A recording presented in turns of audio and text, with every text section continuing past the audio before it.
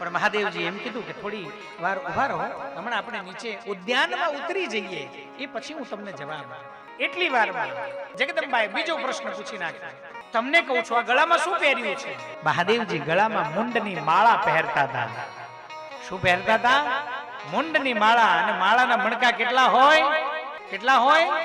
108 મુંડની માળા ભગવાને ગળામાં ધારણ કરી હતી. અને જગદંબાએ કીધું, તમને કહું છું સ્વામી, હું જ નકરું બોલ્યા કરું, તમારે કઈ કહેવાનું જ નહીં, બોલવાનું જ નહીં. અરે શું થયું? પણ મેં તમને હમણાં થોડી વાર પહેલા પ્રશ્ન પૂછ્યો હતો. હા, લે કાઢી નાખું, કાઢી નાખ.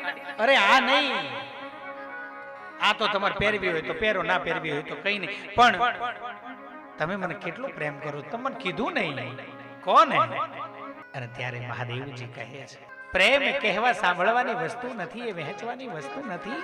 આ તમે જેને મુંડમાલ કહો છો, તમે જેને કાઢી નાખવાની વાત કરો છો, જગદંબા તમે 108 વખત પૃથ્વી ઉપર જન્મને ધારણ કરી આવ્યા છો. જેટલી વખત તમે અહીંથી પાછા ગયા ને, ત્યારે તમારા મુંડને મેં મારા હાથમાં ધારણ કર્યું છે, અને પછી એને મેં મારા હૈયા સરખું ચાપ્યું છે. આટલો પ્રેમ હું તમને કરું છું.